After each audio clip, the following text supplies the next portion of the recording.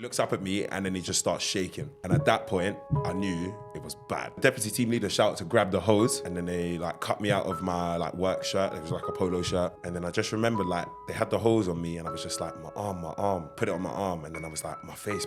And then they put it on my face. And then I was like, my arm. And they put it on my arm. And it's just, as soon as you took the water off one, the other one was burning again. As soon as you took the water, like, it was just constant. It was so painful. It's gonna sound mad, but it was so painful that it didn't hurt. You can't fathom how painful it is. Your body just shuts down almost to some extent. What was going through your head? I was genuinely thinking like, oh, what's my girl gonna think when she sees me? What's my girl gonna think when she... That was like one of the main thoughts in my head. I was like shook in it. A huge factor in the downfall of my relationship in the long run. So I just wish I didn't make it out, to be honest. I just didn't want to be here. It was like, what's the point in living like this sort of thing? A massive thought on my mind. And that was a thought that carried on for like a good 6-7 months, I think. So I basically actually tried to jump. Like I literally got to the top of the bridge and it was one by a canal and I basically broke down at the bridge. I was there for like, I don't know how long, maybe 15-20 minutes just crying. I literally thought, okay, cool, time to say kind of goodbye to the world or whatever. Literally stood up, closed my eyes. I guess the simplest way to explain it is I'm a burn survivor. That basically means anybody that survived burns in their life from 1 degree upwards, pretty much. I was in a small, well, I don't really know how big it was, but an explosion at work in my old job. And basically, the easiest way to explain it was I was at work doing my normal job. It was a gas-related job, like pure oxygen. And I turned the handle, which basically allows like the oxygen to flow from one side of the building to the other.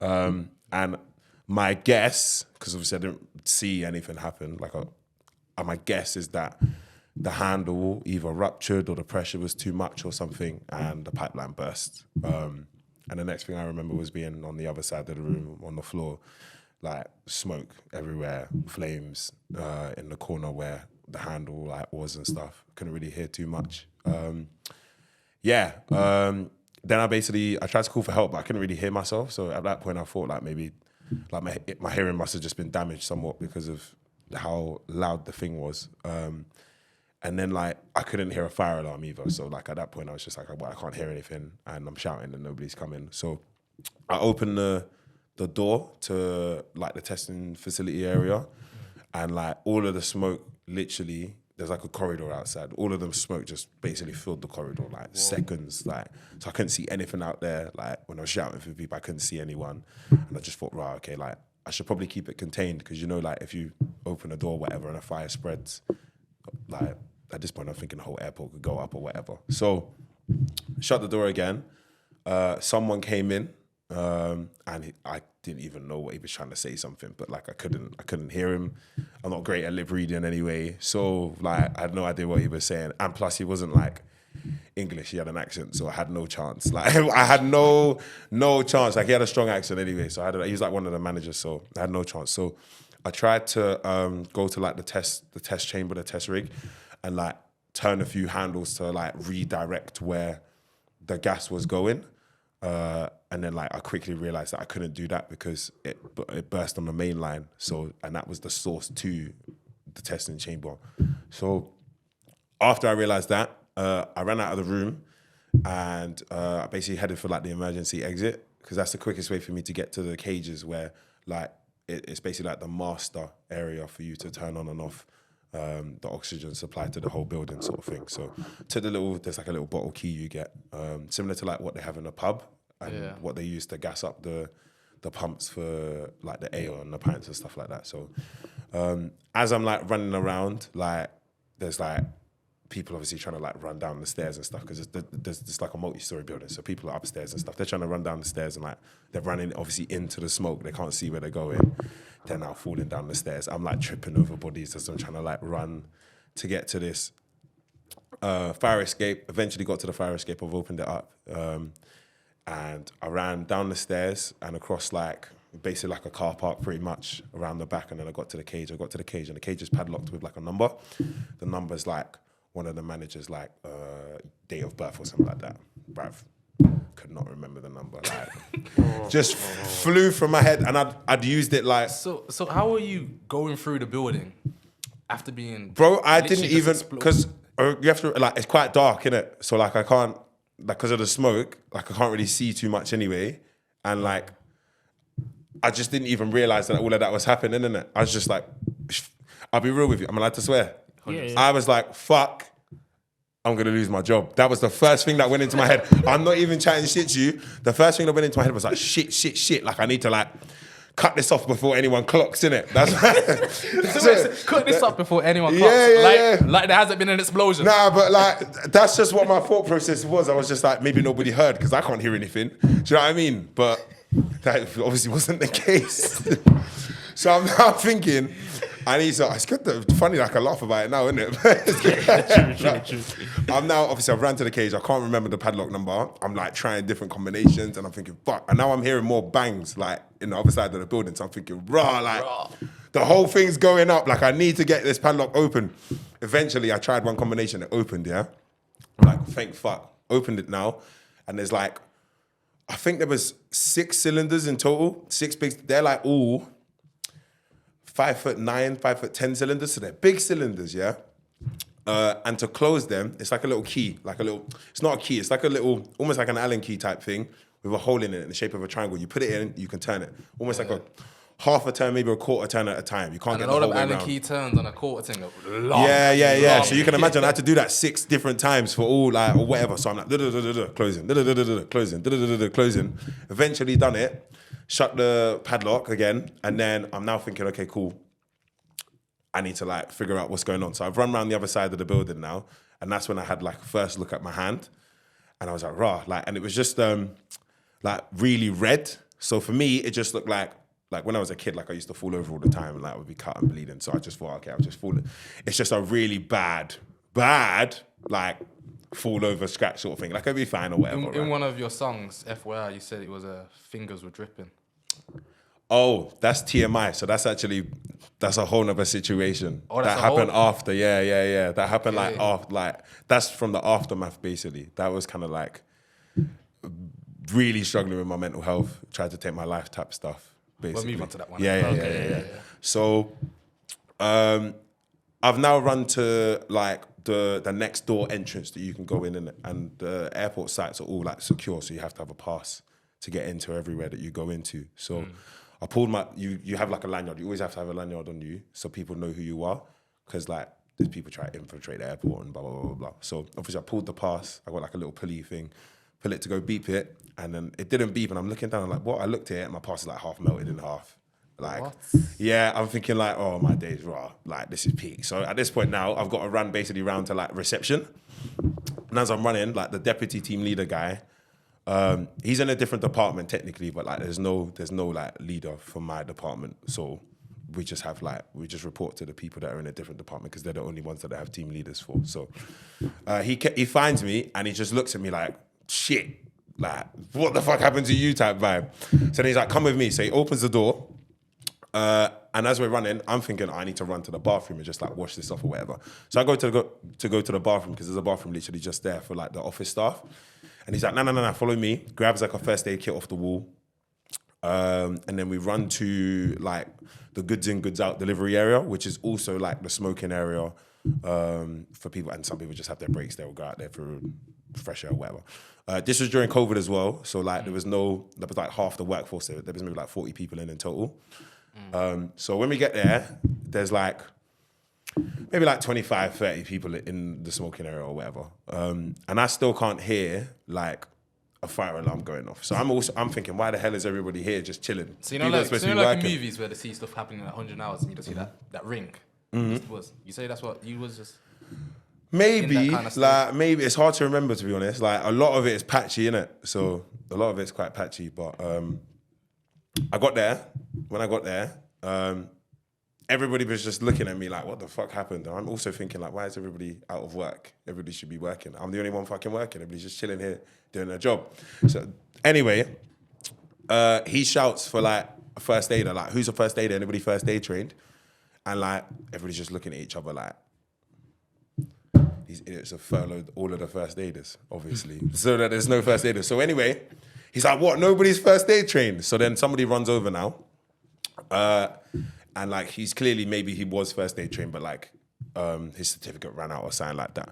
So he opens up the thing on the floor. He looks down at like the stuff that's in there. So I'm assuming there's like what bandages, plasters, eye solution and that. He looks up at me and then he just starts shaking. And at that point, I knew it was bad. Like at that point, I was like, oh shit, like this must be bad if he's like shaking. Like he didn't even know what to do. So then the deputy team leader shouted to grab the hose. They grabbed the hose. Next thing I remember, I was in a chair, like an office chair, and they were just drenching me down with the hose. And then they like cut me out of my like work shirt. It was like a polo shirt. And then I just remembered like they had the hose on me and I was just like, my arm. They put it on my arm and then I was like, my face. And then they put it on my face. And then I was like, my arm. And they put it on my arm. And it's just, as soon as you took the water off one, the other one was burning again. As soon as you took the water, like, it was just constant.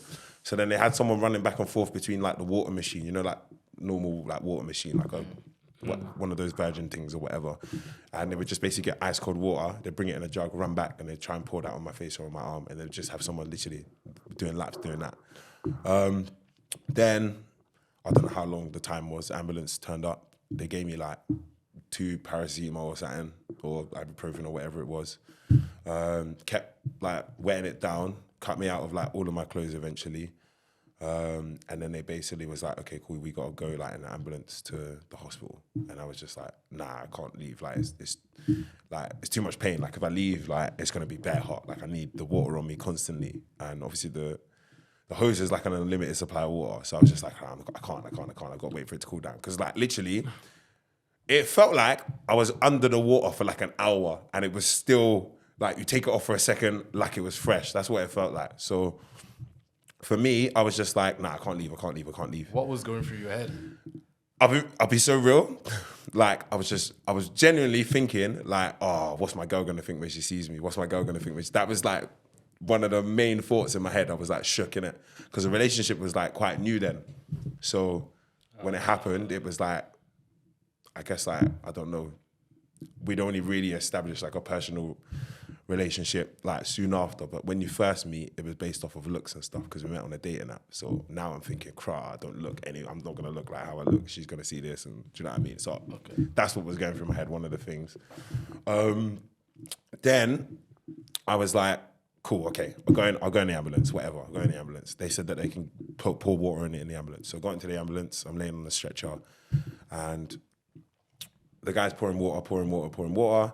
Then maybe like 15, 20 minutes into the journey, he's like, yo, bro, like, I'm so sorry, we've run out of water. And I'm thinking, raw, like, and at that point, I just had to go into the maddest level, like, meditative state, because I don't know, bro. It was so painful that, it's gonna sound mad, but it was so painful that it didn't hurt, if that makes sense. Like, you can't, like, you can't fathom how painful it is. So like your body just shuts down almost to some extent. So I was just, I don't know. I just closed my eyes and I was just trying to breathe. And then the next thing I remember, I got stretchered out of the ambulance into like a hospital room. Then I woke up, I don't know how long later, and my mum was there and my dad was there. And then they gave me like some more medication to kind of like make my arm numb. And they'd like, basically almost just got like a soap and sponge and just like scrubbed off all of like the dead flaky skin and stuff. And then after that, like my hand was like white underneath. Like, do you know what? I got a picture actually. One sec, I'll show you. Where's my phone? Yeah, it was basically like white. It was, I couldn't believe it. So. Oh, was it almost skeleton white? Yeah, nah, just like. Crazy. Like if I was Caucasian sort of thing. Why is that funny? It's just a comparison, bro. But how else was I supposed to say it? Bro. That's crazy. How else was I supposed to say it? Like, okay, cool. So, you see this? Yeah, like this. Oh, yeah, that is just like you were Caucasian. So that was like the situation, and well, that was like my arm and my face and stuff. So, then I remember like they said I needed to go to another hospital. But I just woke up in the other hospital. I don't even remember how I got there. So I was in another hospital like 45, 50 miles away, like near Brighton kind of way. And they have like a specialist like burns unit. So that's why they took me there sort of thing. It's called the Royal Victoria or something like that. So I was there. And then I just basically became an inpatient there. and they had like a therapist come and see me like daily while I was in there, just to chat to me, see how I was. They gave me some food, like obviously you have hospital food when you're there. They had some food that they gave me there, which basically gave me an allergic reaction. I went into anaphylactic shock. What? Yeah, so that was like a whole nother, like the worst situation for my mum, obviously. Yeah, like, what was your mum and dad thinking when you just... I mean, to just get... I could imagine they've got the call. Yeah, so from what I understand, I got told that somebody obviously grabbed my phone and they called, because like your phone's locked. I think you can call like the last person that called you or whatever. They somehow managed to use like either Siri or something to call like the last person, and the last person was my boy, Slays. And Slays then like called my brother and then called my sister and then they called my mum and my dad, and that's how it worked. So like the information was like second, third and fourth hand, basically the way he got it. But do you know what? I haven't really spoken to my parents about it, like how they felt or anything like that, because I just tried to not bother them. Do you know what I mean? So I don't know. They're probably already going through enough in it. So is what it is. But yeah, I was in that hospital for like a week maybe. And yeah, I was anaphylactic shock. Then they took me out of it. They did like some form of operation on my arm where they had to inject something into my bone. I remember when I was in the anaphylactic shock, I had this, they put this thing on my arm and they layered it like a cast. So like they put this mad level cream on it, then they layered it. And then I remember I was in the bed and I was just like, kind of like wheezing a bit. And I didn't really know why I was wheezing. And I thought, should I like tell someone? I was like, nah, it's fine. Like I left it for like 15 minutes and then like my wheezing got heavier and heavier. And then like I started to struggle to breathe, pressed the little button. And when the woman came, I just said like, she's like, you okay? I was like, yeah, I'm all right. But like, I just think I'm like kind of struggling to breathe a little bit. Like, nothing like too crazy. I just think I'm struggling to breathe like a little bit, yeah? And she goes, you're struggling to breathe. And I went, yeah. And she goes, okay, and sprints off, bro. And I swear, I instantly went into a panic attack. Like, I was going to say, I would. Because I was like, raw, like, it's a minor. Why are you like moving like the world is about to end? So I shat myself, bro. So then I just remember waking up, like 6 doctors around me, plus the woman who was a nurse. And all of that stuff that they put on my arm was completely gone off now. So they think that either I had a reaction to something that I ate in the hospital or to whatever that stuff was, because that was made out of pineapple skin and apparently that's supposed to help with burns. So, yeah, I was there for quite a few days. My girl came to visit me, my family, my friends. I was literally about to ask about you girls. Yeah. She came like twice. How was the first interaction? Boy, well, I spoke to her on the phone first, didn't it? So, but I was obviously like quite sedated with like a lot of medications. She was just like, "Are you all right?" And I was like, "Of course not." What kind of question is that? He's dumb. Like, what am I supposed to say? Yeah, like, of course I'm not all right. Like, well, otherwise I'm gonna come home. Like, do you know what I mean? So, but. Now that I think about it, yeah, it's actually a mad question. How can she ask me that? Now that I think about it, like, yeah, but I don't know. Maybe she might have been in a headspace that was like, okay, well, what do I actually ask? Like, do you know what I mean? Like, I guess you do ask people if they're okay when they're in the hospital or something. So, yeah, that was just a whole, I guess, mad episode. So I went home after a week, and then I had to go literally and do like daily visits for the first week, second week bi-daily, third week, like every 3 days, fourth week, and that was up to 7 weeks basically, where they basically had to change my dressings. So, because they like literally was like oozing through, it stunk like really, really bad. No. Did you ever get like, I know sometimes when you have a burn, if you ever get so infected, you might lose your arm. Was that ever a case with you? Nah, it wasn't that bad because basically like, so my girl at the time was like literally just driving me back and forth. Like, she was working from home, she worked for the government, and she was working from home. Why are you laughing? You said that, like, to the side. She was a fed, was it? So yeah, she was driving me back and forth to the hospital sort of thing, and yeah, to basically get changed. And then eventually got to the point where they basically just taught her how to do it, and then she started changing it sort of thing. So, but like, it was like, within a day, like the whole bandage had like changed color and shit like that to like browny, reddy color. Yeah, it was bare gunky and disgusting. I had to sleep with my arm like bare weird and like my head up. It was all mad. It was just mad uncomfortable. So where specifically were you burned? So it shot up my arm like this and then hit me in the face. So it's like my whole arm up onto my face, basically, sort of thing. way. And that was So it. And like then a that- little bit on my neck and stuff as well. But so basically the way it happened was the handle was like in front of me, and because it's on the floor, like the pipeline's on the floor, you have to bend down. So I was like that, basically leaning forward. So obviously the handle's whatever, and it's just gone like that, basically. So yeah, so I was just lucky, but like I'm very lucky because I've seen shit go wrong with that stuff. Like when you do your training and stuff in like college and that, they show you videos of stuff that's happened to people, and normally it's like the remnants of a person is like a thumb or like a foot or yeah, bro. So like I was like, I'm just blessed to be here still, to be fair. I'm very, very blessed to be here. But yeah, so I got home after the first week, and I was back in my flat. I had a flatmate at the time, one of my brethrens, and basically it was a letter basically saying that we're making you redundant because we can't like afford to like reopen your department now that it's like exploded or whatever sort of thing. So that was a low blow.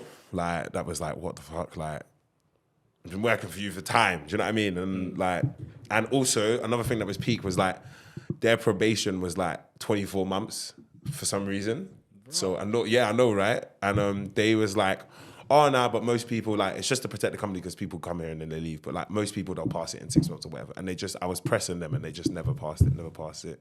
Like they didn't even pay me the money they were supposed to pay me originally. They told me once I'd done like certain training that I'd get like more money. I was pressing them for the training. I did the training and they still didn't pay me much. Like, let me not even get into it. It was just a whole nother situation with those guys. But yeah, when I got that letter, that just broke me mad because I thought this has happened to me. Like it's cool though, my company got me in it, and like it just wasn't that at all. They just didn't. They wanted to wash their hands of the whole situation. So yeah, that sucks, and that just put me in a bad headspace. Then also after I was left as an inpatient. And I was going back for the bi-daily visits and the daily visits. I was supposed to see a therapist every single time I went there.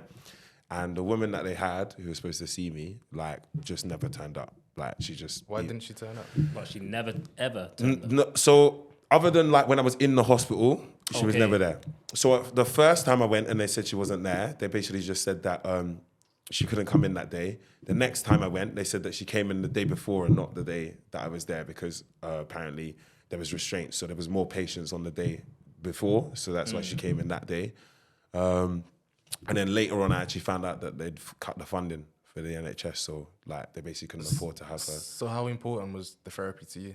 Oh, bro, like, just being able to speak to someone that's completely impartial, like, and obviously she's a therapist who's already dealt with burn survivors in the past, so she knows how to speak to people in a certain way, other than like your friends who are just obviously just trying to be sympathetic and your family and stuff. My mum is really good because my mum's a psychiatric nurse, so like she understood my mental health perfectly, but like everybody else, like she just understood what it takes to keep me in a safe headspace so that like I didn't do anything stupid with myself or like I wasn't overthinking things and stuff. So like I think that is probably like paramount. Like, and then to when anyone's she recovery. left, where was your thinking space after? I've had no clue what to do, to be honest. I was just like, well, what am I supposed to do now? Like it was just peak. But I was very lucky that I remember the first day I met her, she gave me this leaflet that had a bunch of different like, I guess charities and helplines on it. And she was just like, if there's ever any time that like, obviously I'm not here, because like at night she wasn't gonna be there. There was like, some of them were 24 hours. So she was just like, there's numbers on here you can call. And there'll be someone there to speak to you. So on there they had like Samaritans, there was like Talk to Frank. It was just like a generic leaflet. And then I saw the Katie Piper Foundation on there. So as soon as I found out, I think it must have been like the third week, like that she'd basically not turned up. That's when I was like, okay, cool, I need to go through this leaflet and see if I can get some help. So I looked through the leaflet and the only one in there that said like for burn survivors was the Katie Piper Foundation. That was literally the only one. So I just put two and two together and I thought, okay, well that's the one I need to contact. Like, so I gave him a call and they basically like set me up on like their WhatsApp network straight away. And like within a week, I had a therapist. I had a physiotherapist. I also had what else did they get me now? A nutritionist, a yoga teacher. Bro, it was serious. Proper looked after. And then proper. Like there was someone on my case like every hour, like calling me, making sure I was okay, not doing anything silly. Then I had the yoga sessions, I had physiotherapy sessions because like I needed to be able to move my hand again. Like I had to learn to use my left hand completely for anything. So, and then I had someone who was constantly talking to me, checking in on me and stuff like that. And then I had a personal trainer they got me as well who did videos with me because they have like a centre in like the middle of England that like the burn survivors go to for like 8 to 9 week course. Physiotherapist, which was like sick. Her name's Kelly. Like They got Kelly. she's sick. She's so sick. Like literally, she used to go for like runs with me, like on the phone. Yeah. I was doing like 20K at one point. Say so. Yeah, bro, I was running, like literally. So and I just wouldn't even realize. So and she would be running her route and I'd be running my route. Headphones, like watch each other, and she'd just like encourage me through it. Then she'd do sessions with me like over video call, like and just push me through it. Yo, like, 20K is a long run. You know? it is a long run. 20K, bro. Right, it's a long I know run. about 5K. I got to the point where I was doing 20, like casually doing 20Ks. That's like and, casually as well. Yeah. And then I was trying to like beat my times and stuff like that. So it's You reckon you could do 20K now? right now, no, because basically, I'm waiting for the excuse, bro.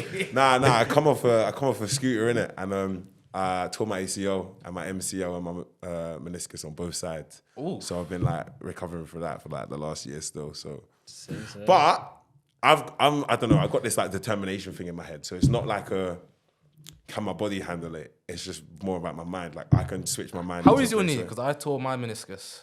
Oh, very And I've just started running back. I'm not gonna lie, it's still peak. It's peak. Yeah, it's still peak. It will never be the same as it was. I'll be real with you. 100%. Yeah, I agree. But I will eventually get back to running at some point. So I just got to take my time with it. Really, there's no like you have to do the physio in it. So I'm a bit lazy with the physio at times, but if I get on top of it, I know I'll be better. Like I can run. Like I have done like I don't know. Run to the shops or I knew that was coming. But like I haven't tried to do like a run like A run. like I go around and do like a run like a 1K or a 5K or a 10K or whatever. So I just don't know. Every time I've tried to do any activity, it's like swelled up again. So I just didn't want to like overdo it sort of thing. So did you ever find out what happened to why the NHS got cut off or anything like that? No reason. No, because of the COVID outbreak, the NHS was already stretched. You remember they had to bring in like COVID nurses where they had like actual people just come in and help and stuff like that, and they were doing it in the Nightingale Centre that they turned the XO into. Well, again, we know, that after Brexit, they originally said they were going to put more money into the NHS when Brexit happened, and obviously it was 51% leave, 49 remain. So obviously the 51% leave guys believed that we were gonna have more money for this and this and this and this. And then they just didn't give the money to the NHS. Like there was a couple of interviews, people saying that, we never said that and blah, blah, blah, blah. But like, they did say that. So, and obviously the NHS was so madly stretched during COVID that they had to just bring in like normal everyday people to help them. So there was no chance that like the therapist was gonna hang around for me, or they were gonna have money to pay the therapist. And then how did that like affect you when you've already been speaking to somebody who's been helping you get through it, and now you've got? I'll be real with you. It's so difficult going from having someone who's supposed to be like your comfort blanket to having like zero instantly. Because there wasn't even like she's not here, but there might be someone else you could speak to. It was just she's not here to now she's never here sort of thing. So that was like a low blow, if anything. It was just so difficult to come to terms with that. And I think mainly like my thought process was kind of like when I'm alone now, there's not really much I can do. I just have to You're alone. deal What with it. What happened to your wifey? Bro, not everything you can talk about with your girl, innit? Do you get what I'm saying? Like, and remember, she's not a therapist for burn survivors. So she will never be able to understand what I've gone through. Whereas like the therapist, again, probably won't ever be able to understand what I've gone through, but has experience with dealing with people who have specifically been in this situation. So she understands the microaggressions, she understands the attitudes, the behaviors. Do you get what I'm saying? So she can recognize patterns in me to make sure that I'm good. Whereas my girlfriend's kind of just on the fly trying to figure stuff out and constantly Googling stuff to try and help me and all of this kind of stuff. So like, let's say for example, those nights where you was by yourself in a hospital or you was alone, like Mobi, what was going through your head? I'll be real. I was just like, a lot of the time I was like, why me? Like, what did I do to deserve this? Why me? Like, of all people in the world that have done mad shit, like, what did I actually do to deserve this? Like, I was like in a decent job. Like, I had a girl. Like, I had a car. Like, I was moving on with my life. I was trying to save for a mortgage and all that. Do you know what I mean? So I just didn't understand how I was the one who got picked to be in that specific situation. And it could have easily been, so there's 2 people that work in that department and there's one other guy. And as I said, they furloughed like 50% of the workforce. So they just cut it in half. So obviously one of us went and he volunteered to go in it. So like it could have been him. Do you get what I'm saying? But it wasn't, it was me. So I don't know, man. I still think why me sometimes, if I'm completely honest with you. And then a part of me was just like, well, I just wish I didn't make it out, to be honest. I just didn't want to be here. It was like, what's the point of living like this sort of thing? So that was like a massive thought on my mind. And that was a thought that carried on for like a good 6-7 months, I think. So, and that was probably a huge factor in the downfall of my relationship in the long run. So Yeah, why didn't you feel like you didn't want to be here? Because, like, bro, I can't, putting it bluntly, you just feel useless. Like, you can't do anything. Like, I felt like a baby. Like, everybody had to do stuff for me all the time. So, like, I couldn't tie my shoelaces. Like, I couldn't put on my shoes. Like, you can't really, like, I've got, like, 2 mattresses. So, like, I couldn't get out of bed properly. Like, I couldn't really get in bed. Like, to get in bed, like, I'd have to fall. Do you get what I'm saying? Like, I couldn't just, like, I'd have to, like, jump and fall sort of thing. So you can't really cook properly. Like literally, you can't use one hand to stir the pot. Do you get what I'm saying? Like the pot's moving everywhere. There's so many, like even like brushing my teeth and showering. Like obviously I had to learn to use my left hand, but like you have to turn on the shower with your left hand, like then turn it on to make sure it's warm, then get in the shower, like scrub with your left hand. Bro, everything's like twice as long now, because I don't have the muscle memory that I had with my right hand to do everything. So now I have to learn how to do it with my left hand. I have to learn how to, like, anything. Like, even if it's like you're clipping your toenails or you're shaving or whatever like that, like, doing everything with your opposite hand, bro, it's a completely different category when it comes to just having your everyday life. Like, we take for granted, like, the ability that we have when we've used one hand consistently or one foot like a footballer uses consistently. You switch to the other one, it's almost like you're no one again. Do you know what I mean? So it's just I was just getting fed up of not being able to do things that I could normally do. Like using my phone with my left hand, jarring. Like trying to type on a laptop, jarring. Like, do you know what I mean? Like it's not, you just see things so differently. So, and I just got fed up. Like I couldn't change, bro, the longest one was trying to change bed sheets, bro. I can't even explain to you how long that is. Like pillowcase is jarring, bro, because you know that the pillowcases have the little thing that tucks in. Yeah. Bro, like bro, go and try and change a pillowcase one-handed, innit? Go and try and change it, because obviously the hammer's in like a task and a sling thing. Like, go and try and change a pillowcase one. Or the maddest one was the duvet cover, because I don't know how you lot change your duvets, but when I do it, I turn it inside out and then like drop it. Bro, how am I supposed to do it with one hand? Do you get what I'm saying? One hand. So it's just normal everyday activities. You better do it inside out. I don't do it inside. Oh no! Like no! Like you. I don't know. I think he doesn't get what we're saying. All I know is I need 2 hands to change my. Yeah. But you need 2 hands to do it. But then same thing with like. Got the corners. I hear that. But then same thing with like driving. I couldn't drive because I need 2 hands to drive. Like I drive a manual car. It's like you'd have to do. It'd be mad imagine trying to turn a corner and change gear, and it's just too much to try and think about. So. Yeah, I just thought I felt useless. I felt like I couldn't do anything. I wasn't any help to anyone. I wasn't any help to myself. Like I had this book that was the Kate Piper Foundation basically taught me to just write down my feelings, my emotions, and anything that comes to mind. Again, I was doing that with my left hand, so it literally just looks like chicken scratch most of the time. Like for the first 4 or 5 months, it literally Mad.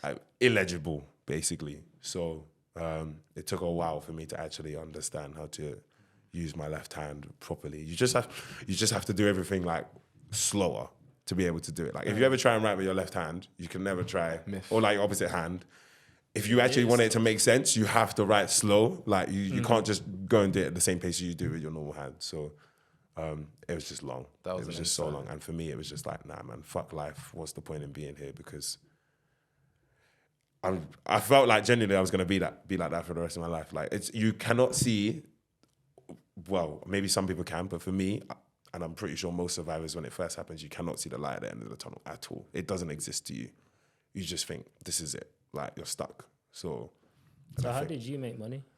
how did I- Because you said the job made you redundant. So I lost my flat.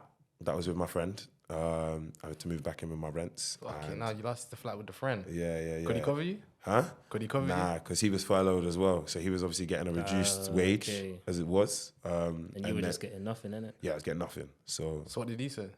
he got vexed with me. He thought like, well, we've lost our home because of you, basically. It's how he took it. So, and at first he was really supportive because like, he's the one who basically helped me start music, if that makes sense.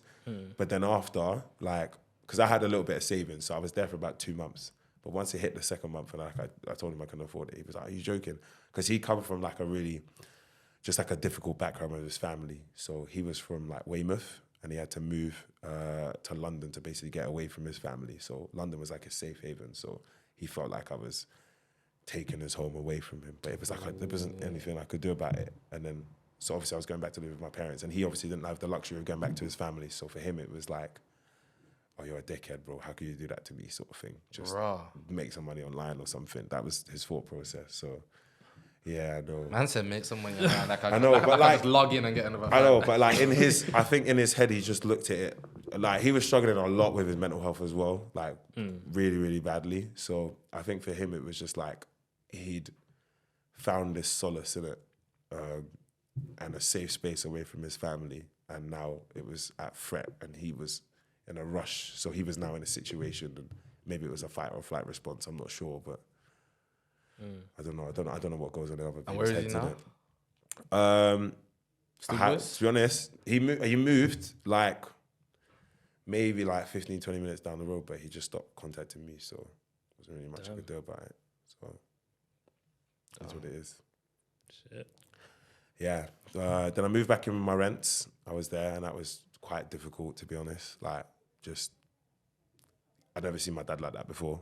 So my dad travels quite a lot for work, but what they did was, and my mum as well, she lives in Ireland. So everybody basically came home and they were kind of taking shifts to kind of look after me, if that makes sense. Because obviously I couldn't like make food or I couldn't even get changed, bro. Like literally, like trying to put on like your boxers and your trousers with one hand is a myth, bro. A t-shirt's a myth. Like it's just so much harder. Do you know what I mean? You put it on every day, you take it for granted. It's so easy to do, but bro, it's just long, bro. The amount of times I'll tell you, putting my boxers on, I fell over is ridiculous. Like ridiculous, bro. So it's like, there's not really much you can do about it. Now that I think about it, yeah, it's so dumb. Like, but it literally, that's literally what it gets to. Like, you're putting on your boxes, you start tripping over your own feet, trying to find your balance. The same hand that you're using to try to pull the boxes up is now the same hand you got to try use to catch yourself before you fall over. Like, it's all mad. Like, literally, I become a break dancer at one point. Like, so, yeah, that was difficult living with my parents because one, like I had my own independence and I was an adult, so it was just a different dynamic, I guess, being back with my parents, kind of just treating me like a kid again. But two, almost kind of needed to be treated like that because I couldn't really do much for myself anyway. Then, yeah, my girl at the time, basically our relationship I just wasn't myself at all. And this is kind of where like TMI came from. Like I told you, like I didn't really want to live. So I had the Katie Piper Foundation helping me out. And obviously I was going for runs with Kelly on FaceTime and stuff. But there'd be times where like Kelly might have another session with another survivor. And I just was like, I was just so in the zone that I wanted to continue running or something. So we'd do like 15 and then she would have to start running home. She'd run home and then she'd just say, okay, send me a message when you get in. And I'd just keep running. And I'd get lost. I'd run canals, like through farms and stuff. Like I'd been chased by horses, all sorts of crazy stuff. And just a couple of times there was a route where I ran where there was like a few like train bridges or like water bridges and stuff like that. So, and I would just stop and look at them like most of the time and just think about just jumping. Like, nice, easy, quick way to deal with it. Painless if a train hits me or I drown or whatever, because they were quite high. And the last time I went to one, like, I basically actually tried to jump. Like, I literally got to the top of the bridge and it was one by a canal. And I basically broke down at the bridge. I was there for like, I don't know how long, maybe 15, 20 minutes just crying. Like, and then I literally thought, okay, cool. Time to say kind of goodbye to the world or whatever. Literally stood up, closed my eyes. And as I took the step up, literally as I took the step off, like this woman just grabbed me and pulled me down. Like, mad. It was so mad. So she pulled me down and she obviously asked me what I was doing, what was wrong.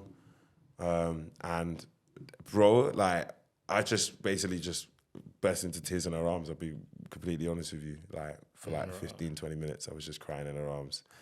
And then she was also on a run. So it was basically another runner. And then she just walked with me for like the next half an hour. And basically told her like kind of what happened to me. And she was just like, well, like, it's fine. Like, things happen in people's lives. And she was just like, look, like, I don't want you to die. I don't know you, but I don't want you to die. Like, there's more in life to live for. And then she called my dad. My dad come pick me up. My dad was like, I could tell he was like angry, but like he didn't want to show it. So then after that, I guess I just stayed in contact with her. Like, we went a couple lunches here and there, sort of thing. And she just became like a really good friend. And then it kind of just fizzled out because of like a partner she was with just wasn't really happy with me talking to her. So basically we just lost contact after a while. So I guess it's upsetting, but like God brings angels into your life for certain reasons. So, and that was just my sign to know that, okay, I'm supposed to be alive and I need to do something positive in my life now. So, yeah, I then, when I got home that day, that actually happened like while like the relationship was like very like, it was literally on the rocks. It was like 2 weeks and then it was done after that, sort of thing. On its last legs. Yeah, so then that was like another obviously mad blow after that, because it was like, oh, like my life is shit. Like, and what was like her reason for ending it? So she just said that she couldn't really, like, I didn't really get a full reason, but she was basically just saying that she was struggling with how I was, and I'm not the person I was that she met. And I got that because I wasn't. My mental health changed to the point where it completely deteriorated. So I reacted differently to situations. I was like, bro, like, even still now, if mad, like, honestly, the other day, like, the microwave just like stopped randomly. Like, I put in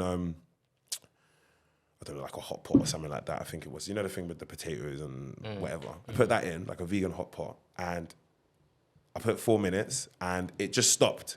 Like, cut out for no reason, bro. And I started bugging out. Because, bro, I don't know why, but like, for me, it's like, if I like see like a gas cylinder, or if I see like, if I hear like ticking or something, bro, in my head, it's just, if like a bomb's gonna go off in it. So I just start bugging out. So I'm trying to like get out of the place. Yeah, 100%. So, and I didn't realize that I still had that. I thought like I'd been over that and stuff, but literally the microwave the other day, like, and it wasn't even the ding, like, it just stopped. And like, for me, I was like, why has that stopped? Like, next thing I know, bro, like, I'm like scared to go to the microwave and like press the buttons. I don't know what's gonna happen in it. And when I was younger, I used to watch this show called like Brainiac or something like that. I can't even remember what it was. And like, they used to like do, yeah, and that was the bang show. And they used to like do all the explosions with the microwaves and like all of this, like, how long can an egg last in the microwave? And all of the like random stuff. So in my head, that's what went, do you know what I mean? That's the first reference I've gone to. So I'm thinking, rah, is the hot pot gonna do a madness? So I'm trying to stop, bro. So I didn't realize I was still struggling like that, but I am still on medication. I'm still on antidepressants. So, I mean, it's for a reason, isn't it? So, one of the quotes you said, which was massive, which should be important to a lot of the viewers who have now heard your story, is, we may not choose our circumstances, but we do choose our attitude and our response. So, how was you able to take yourself from that situation and create a bigger path and brighter path for yourself? Because now, rapper, performing, Trying to. You're out there. People are Trying seeing to. you. Yeah. So for me, it was more like I just needed an outlet, something creative that was gonna help me keep my mind focused on something, so that I wasn't thinking about the negative thoughts. And that's what Katie Piper helped me out with in terms of writing in the book. So I just continue. I was always writing in the book, and I still write in the book till today. Do you know what I mean? There's multiple books now, but like I literally just throw my thoughts in there, like whatever's going on in my head. For me, it's like a form of meditation. Like some people meditate, I write. So any thought, like sometimes it'll be a letter to myself, like, yo Mo, feeling like this today. I know yesterday was a bad day, but today we got to try and move forward. We got to try and be a little bit more positive. I'm sorry that you're not feeling too great today, but like, let's just look at what's good and let's focus on those things. Or sometimes it'll be like, oh, Mo, today's been dead, bro. I don't rate it at all. Like, you should have done this, you should have done that. Why haven't you done this? Why haven't you done that?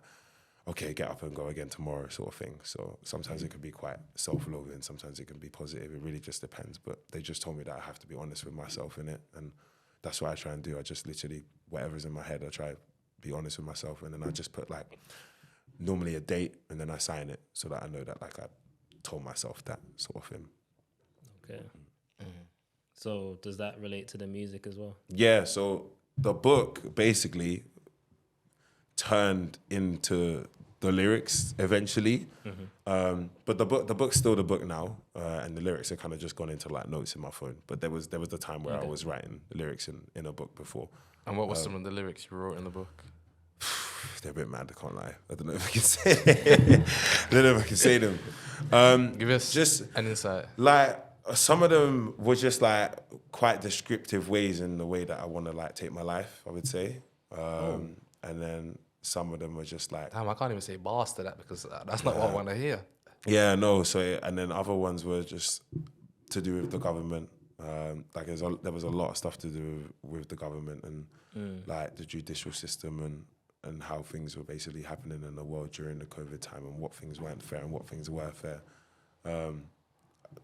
Basically anything that was in a higher relation to somehow directly affect me is kind of what I was basically expressing myself on, because it was kind of like, if this didn't happen and this didn't happen, then there would have been funding for the NHS, then there would have been this, then there would have been that. So all of those things. And then obviously when I lost my girlfriend, that was like a whole nother weight that just went into it. She has about 3 books alone, sort of thing. So like, Damn. yeah, exactly. But like, that was the love of my life, bro. Do you know what I'm saying? So for me, it was like, I don't know, bro. That shit hurt, man. Do you know what I mean? That shit just hurt a lot. So there wasn't really any way for me to kind of. How old are you?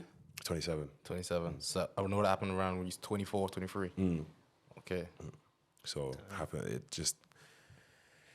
It feels like time's flown by, but at the time it felt like the longest time in the world. Like everything was happening so slowly for me. So how did you help regain your confidence to start getting yourself back out there? So yeah, so Some when advice. I was still in the flat in the first 2 months with like my ex-brethren, he was, because he was furloughed as well, like he basically, when you're furloughed, like you don't really have anything to do, that you're not allowed to work.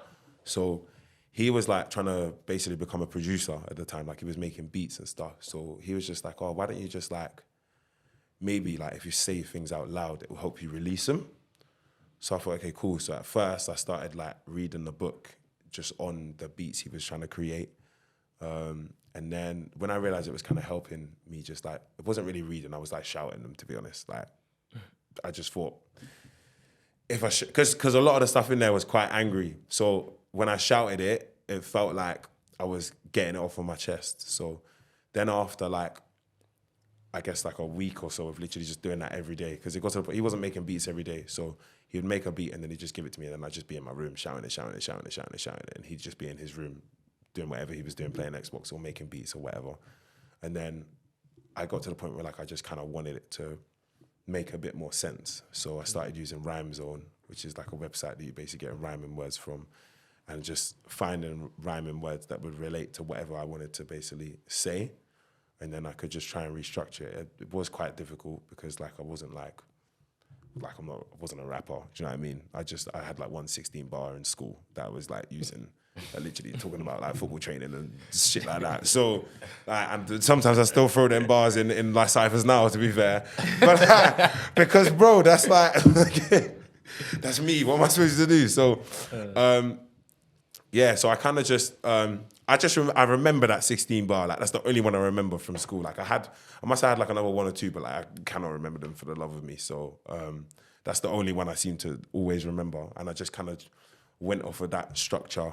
And that, I think that was kind of like a grime 16, I think, at the time. So just went off of that structure to try and like rebuild like the bars. And then I was just listening to a lot of rappers. I think I was listening to a lot of like Heady at that time. Wow.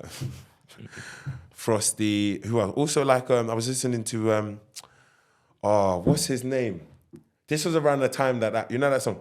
Zanny does, brand new Jack Boys. Yeah. Them that all of that stuff like was coming out around that time. So yeah, it's Don Toliver. I knew it was Don Toliver. Jack Boys. I said Jack Boys because I didn't agree. No, but with they've worked together now. And Jack Boys not worked with Don Toliver. That's what I thought they worked with Don Toliver. No, they have. It's a different tune though. Like it's on a different tune, but not that tune. That tune is Don Toliver. No, that tune is Don Toliver. Oh, lucky bro. Hilarious.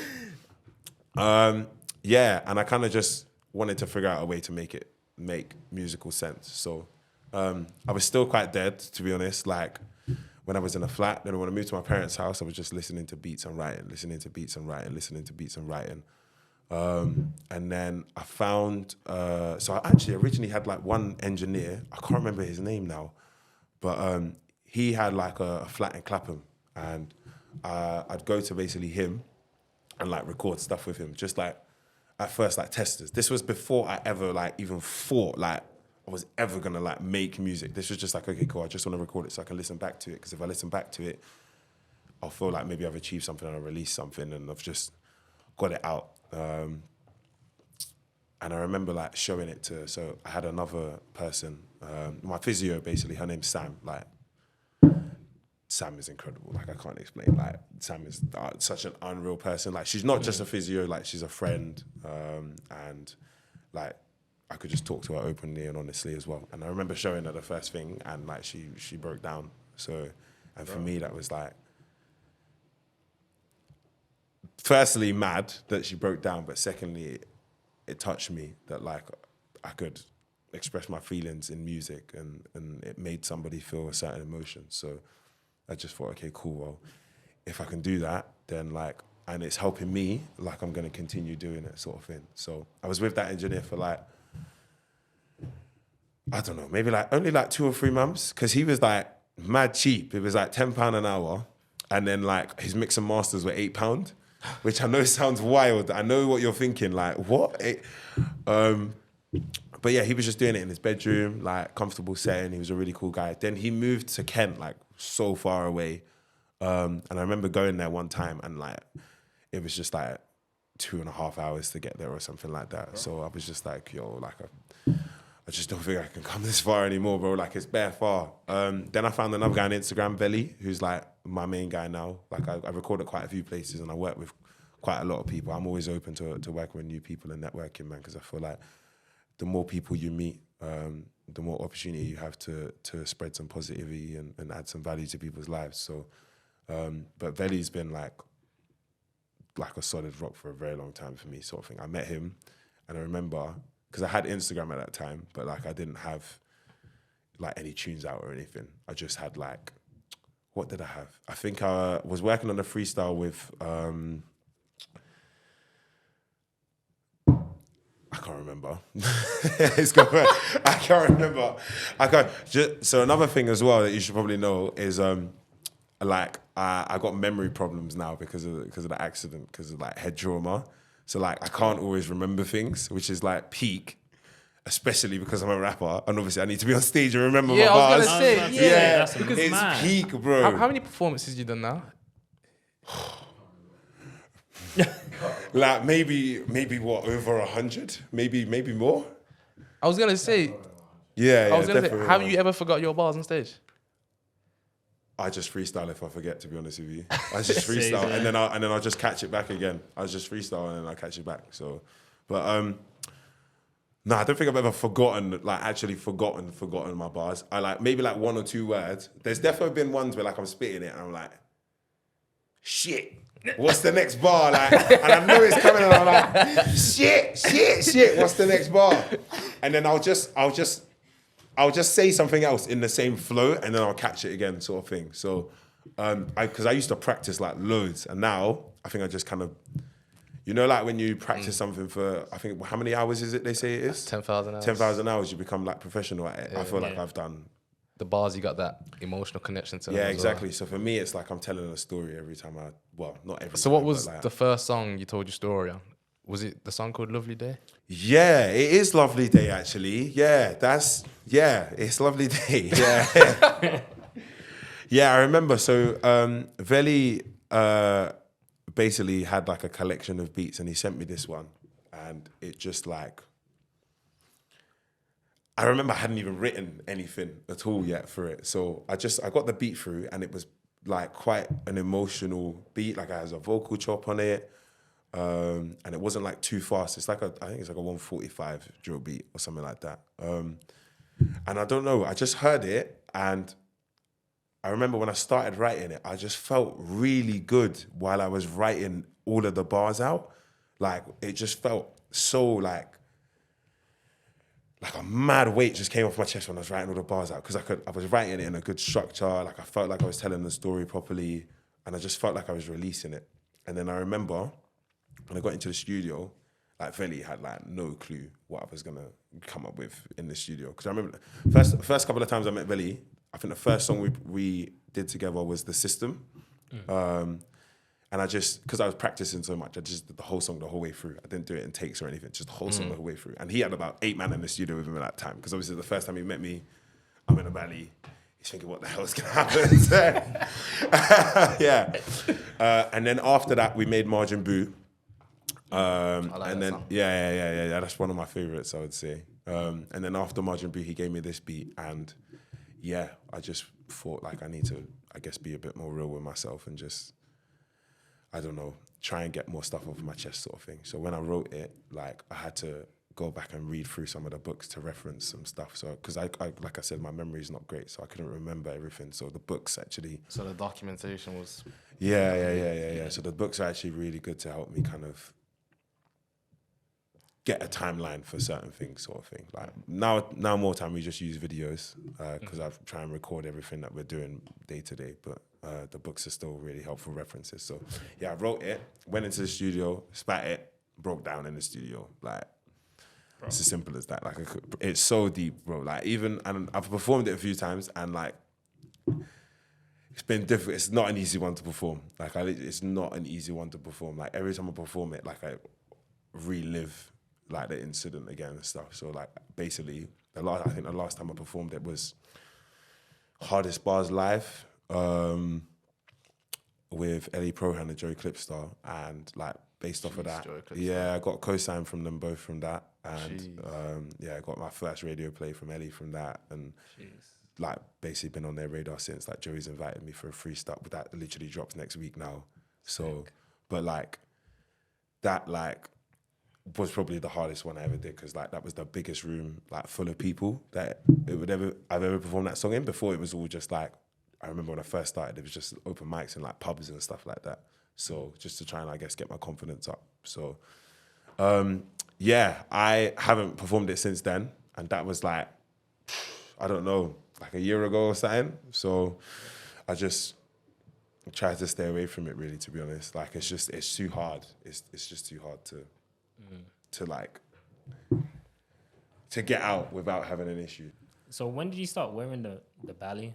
Or should I call it a mask? Pretty much like, so I have like a medical one, or like a couple of medical ones, and those were what I was originally like wearing most of the time. So, and then like their compression sleeves and stuff, so they like keep your scarring flat and stop the like scars from like raising and getting like hard and stuff like that. So I think it was like, because I had the other like bandagey kind of stuff, and oh my gosh, I used to have to use this stuff called like liquid paraffin, which is basically liquid Vaseline. That's probably the easiest way to explain it, innit?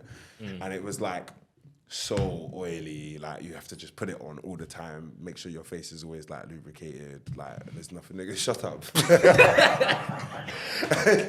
I knew he was gonna do that. You haven't got a choice, but you have to, bro. So you're a waste man. You're actually a waste man. Yeah, you have to put it on so that the scars don't dry up too fast, because if they dry, they get hard. And Pause. I knew he was gonna leave me alone, bro. If they dry, they can get crusty and stuff, and then your skin basically can break again. I remember the most thing I was scared about was like, I used to think, if I move my arm too much, because I wasn't doing my physio properly with my arm, if I move it too much, the skin was just going to split again, because it genuinely just feels like it can tear at any point. Like, What happens if it tears? if it tears, you basically need to like clean it up and get it rewrapped and rebandaged again. So it'd just be like cutting your skin again sort of thing. But like, obviously you don't want it to just keep tearing constantly. So like, and because the skin is like, so when your skin regrows, it's like baby skin. So it's like fresh skin from the start again. So it can sunburn really easily. It can rip and tear really easily. It's a lot softer, so if you touch it, like it will form to whatever you do to it a lot easily and stuff like that. So you just have to be like really, really careful with it. So I was just so scared to like move my arm or like even like raise my eyebrows and shit like that, because I just didn't want my skin like ripping up any more than it kind of, I guess, already was sort of thing. So I was originally just wearing like sun protective masks and stuff. Like they have like certain materials that are like have SPF ratings in them, stuff like that. And obviously I still have to wear like sun cream and stuff like that. So I was wearing those, and then when I first started doing like shows, I literally just like Googled like sun protective like masks or whatever, and come across on Amazon like basically a balaclava that had the same material made out of it as the original thing that they gave me. So I thought, okay, cool, like, let me try this. I tried that, did my first shot, which was just like a local pub performance, and I went with like two of my boys who were also like trying to get into music as well. And I guess the rest is history. So I just bought like a couple more of them, just so I had like 3, and they were like black. And then I basically kept having issues like getting into venues, like... Yeah, I was gonna say. Honestly, nightmare, bro, nightmare. And then I thought, okay, cool, like I need to do something about it. So I started looking up like other colors, but I couldn't find any other colors in the same material. They only seemed to have made it in the black one, because the black one was for like skiing. And like when you're skiing, like you can still get quite badly sunburnt from the sun. So that's why they were made out of that material sort of thing. So then I found someone online basically who's like I think they call it seamstress.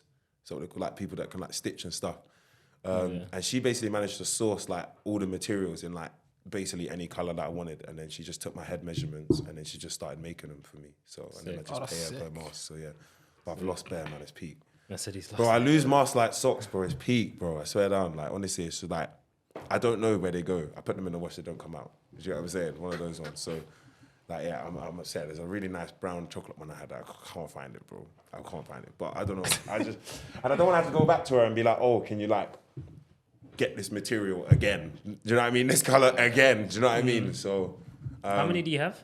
I think I'm on about maybe like 12 different colors now. So because I try and plan like my releases ahead with like a different color in mind each time. So okay, that's unique still. Okay, I try. Okay, so final one is, just to be clear, Mobi1 stands for May Our Blessings Inspire One, right? Yeah, it does. Yeah. What's your final message you would leave to anybody who's going through the same experience he was previously going through? I would basically say just take it day by day. It's really important that you do that. Focus on one thing at a time. Do your therapy. It's really important that you do, because it will help and things will get better slowly and surely. It does take time. It's not an overnight situation. I'm not perfect. I'm still going through it myself. But things do get better. They really do. And as long as you have a good support network around you, make sure that you are using them and talking to them, because they're going to be there for you and they will help you. And what's the support network you're going to big up? The Katie Piper Foundation, 100%, man. Yeah, if you're not a burn survivor, or if you've even had the smallest burn to the biggest burn, or if you're just struggling with your mental health as well, they can help you out massively. You can pretty much find them everywhere on all social medias. You can just give them a call, and like they'll be happy to help set you up on their program somewhat and see how they can like help you with whatever it is that you might be going through. But like they're really, really good people. It's a great foundation, and they're forward thinking. So Sick. Perfect. I see. Oh wait! Before you turn it off, I got gifts for you guys. A gift? Yeah. Bro, sounded like bricks in that though. Hold on. My bag is breaking a little bit, but I came with some of these. These are Mobi packs. Jeez. What for you too, bro? What's this? So they just have like, if you scan the barcode, it goes to like my link tree. Easy. And then also inside there you've got like a pair of earbuds. So like I know that a lot of people go to music shows and stuff, it can get quite loud. So it's just for them to basically protect their ears when they're at shows, because sometimes the speakers are a bit loud. Sick. Then there's also just a pin badge in there. And then there's a little motivational message in there as well, just to keep people moving, keep people in good spirits and stuff, you know? So, Yeah, show the camera. Scan that. Nah, that's actually, I got one more thing. Back us. This is for you guys as well. It's just a bottle of No. bubbly. Yeah. Made me feel bad for coming. I appreciate you lot having me on it. So. Yo, I'm actually gassed, bro. Nah, man, you guys is it? deserve it, man. You're doing great work, so I'm very grateful. I don't drink, so I wouldn't know. Oh, it's Prosecco. So it's like A man don't need to drink. it's to know. sparkling white wine. It's like, Bro, he's quick, bro. He's an adult, you know. Come on, bro. Oh, Prosecco. I've heard of that stuff. yeah. That's no. oh my god.